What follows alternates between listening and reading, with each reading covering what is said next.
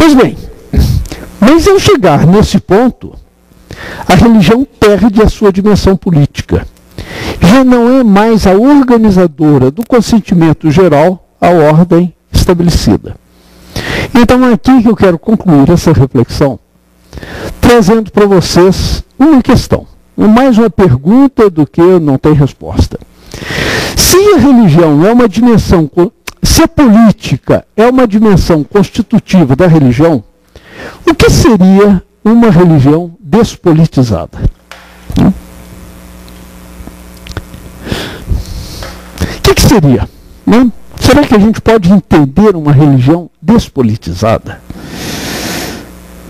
Eu venho pensando muito isso porque quanto mais eu estudo sociologia da religião, mais eu vejo que não sei o que é religião.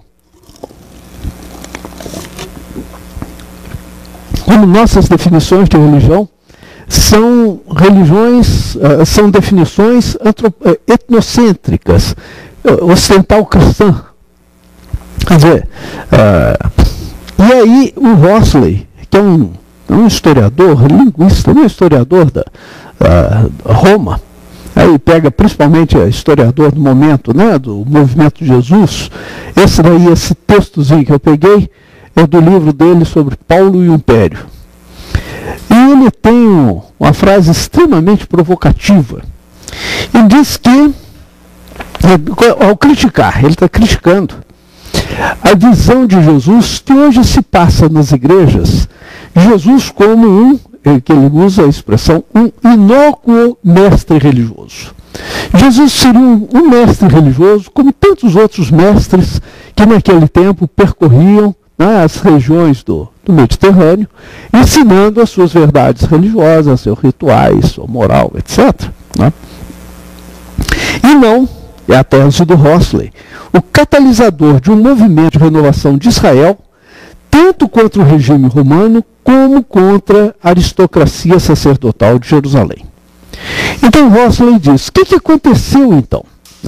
É que esse movimento de Jesus era inaceitável ao Império Romano, porque ele ia necessariamente contra o Império Romano.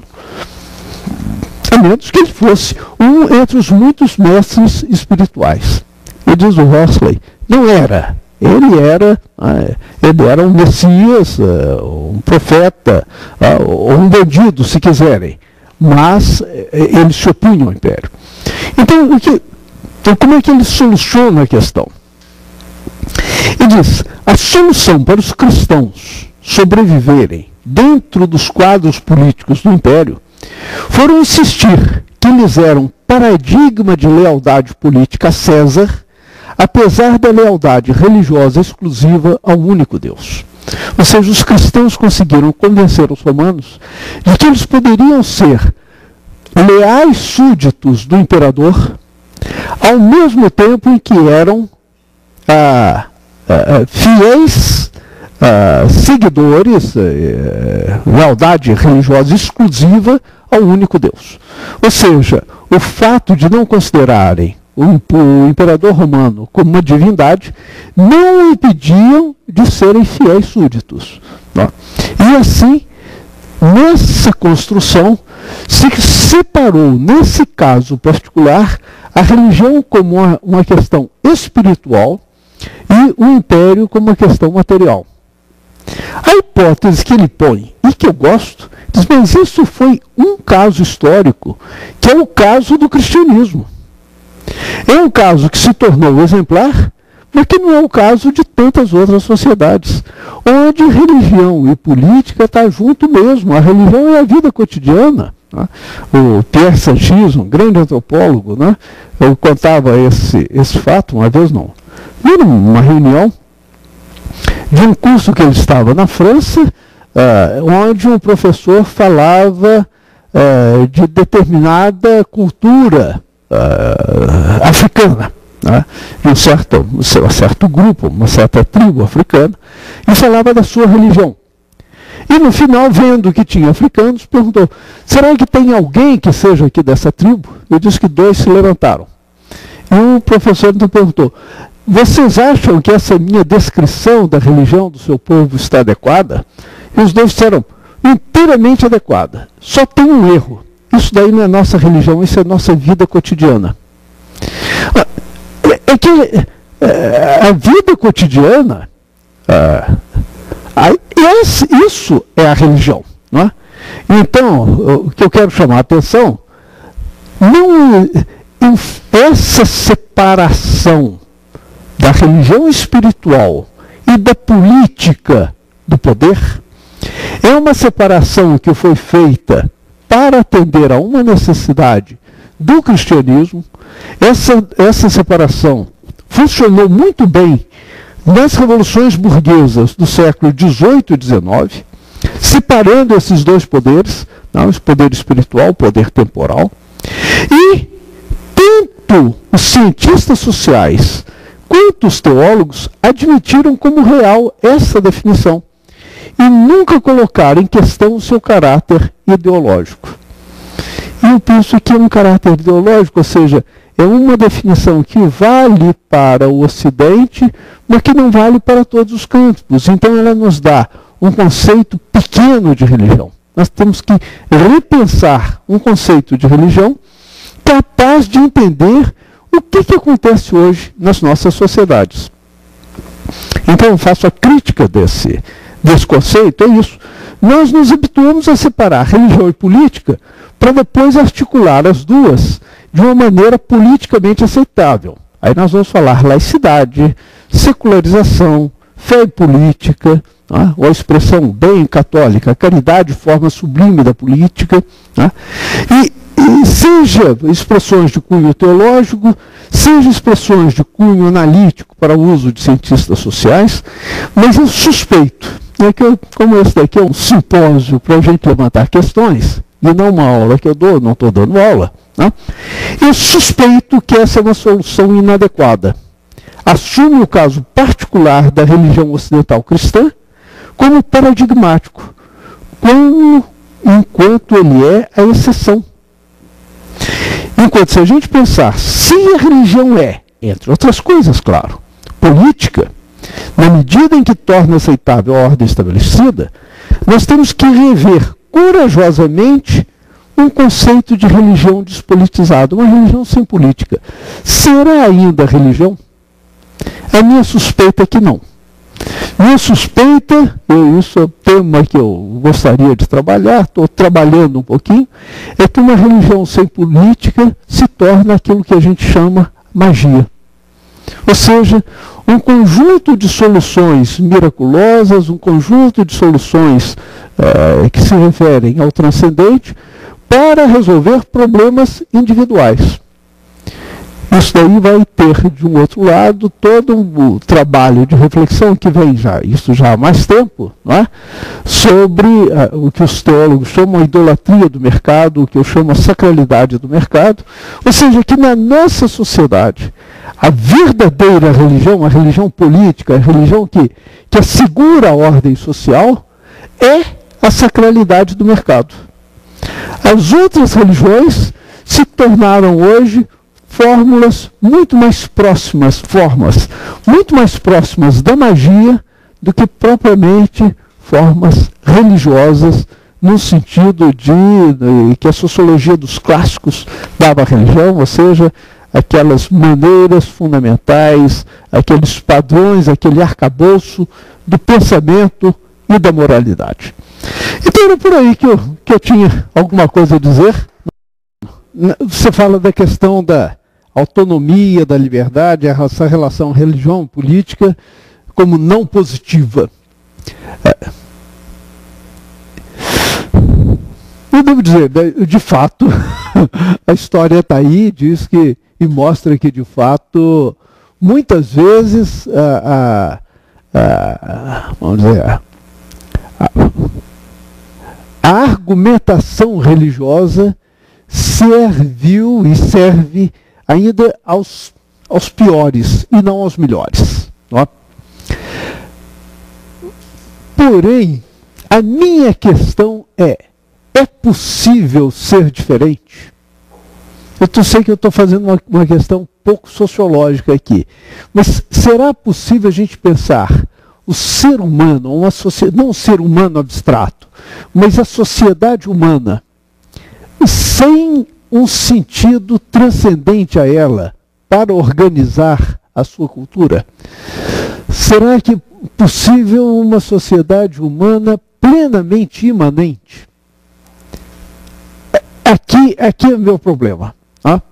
Ou nós não precisaríamos, na sociedade humana, uma referência a alguma coisa que vai além do humano. Não quer dizer necessariamente de uma força celestial ou divina, mas alguma coisa, mesmo se a gente pensa, por exemplo, a crítica que se faz agora a esse Lenas, né, dizendo, né, que não pensar mais um mundo nesse paradigma, o terrenal e o celestial, né? Que não existe o celestial, né? Não existem dois mundos, o mundo é um só, né? Mas ele diz, mas acontece que aí você vai ter que encontrar o divino ou transcendente no mais interior do mundo, ou da vida, ou da matéria. Tá?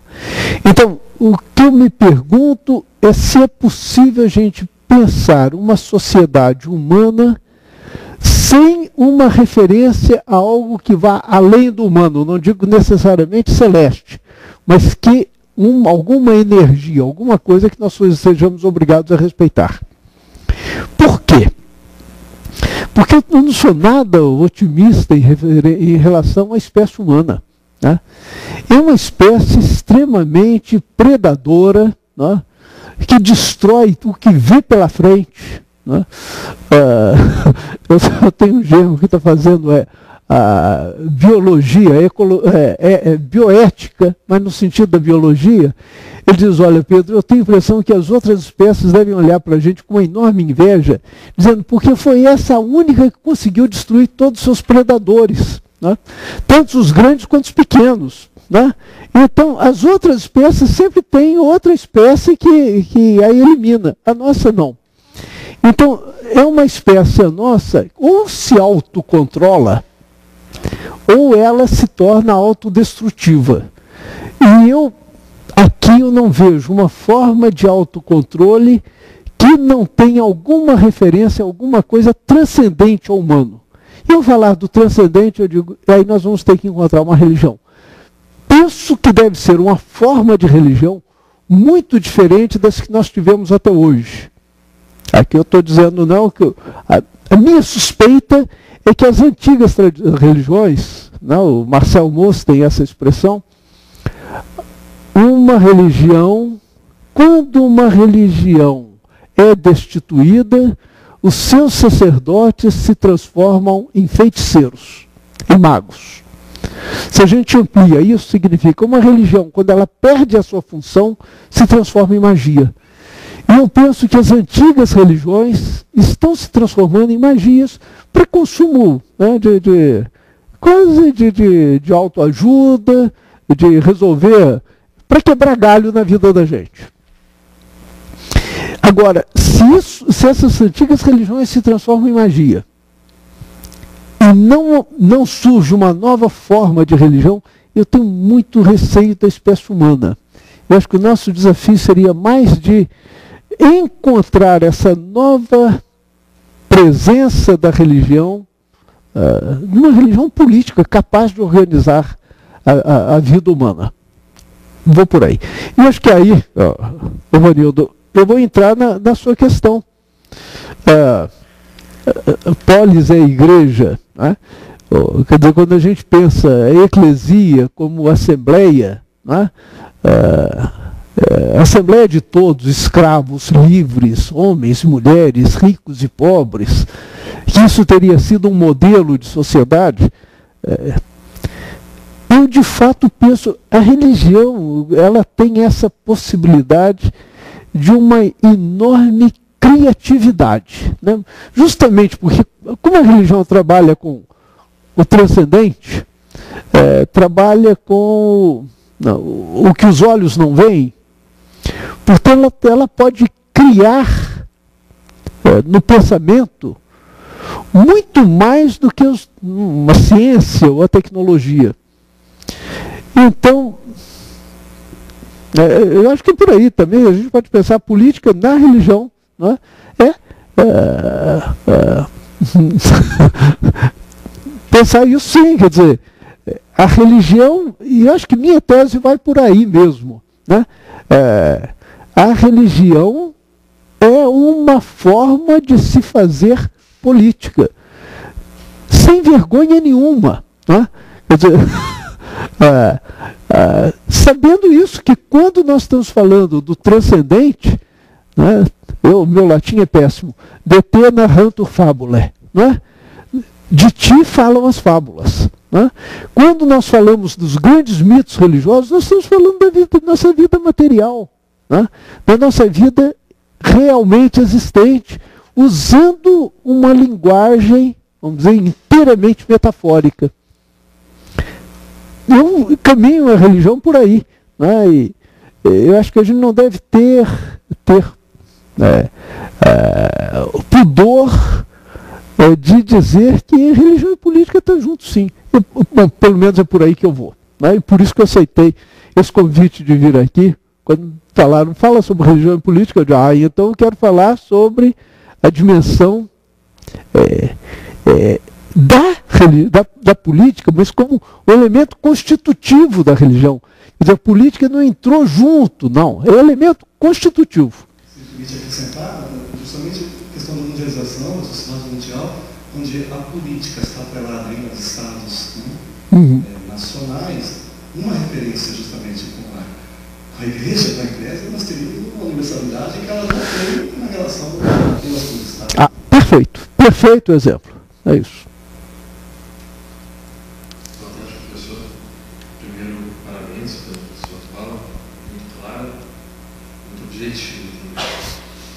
Me chamo Elvis, sou natural da cidade de Varginha, estou concluindo minha graduação em filosofia. Eu tenho três questões, três provocações feitas, que quando o senhor falava,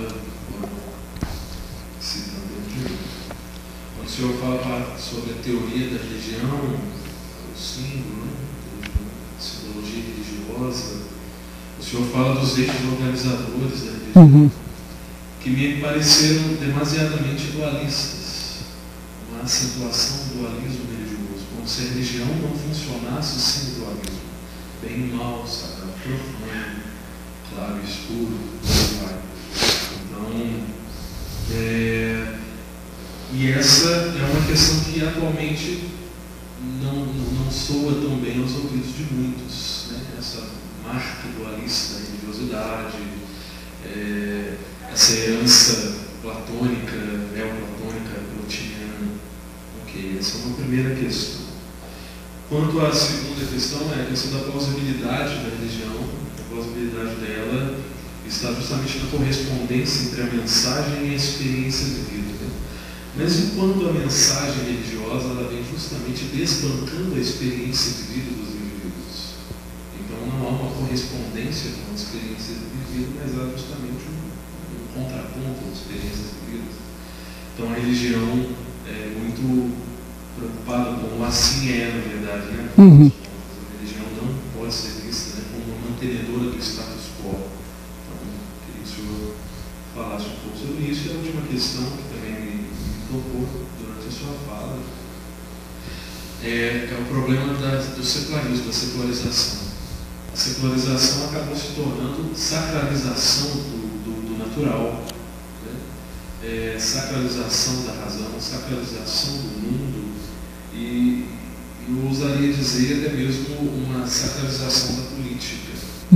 Então, eu fico pensando que às vezes essa politização da religião parece uma dificuldade de lidar com o destrono, né, o fato de Deus ter sido destronado na era secular. Então, agora, uma vez, o que eu vou colocar no lugar desse vazio deixado por Deus? E aí eu coloco, então, agora, eu faço uma politização da religião.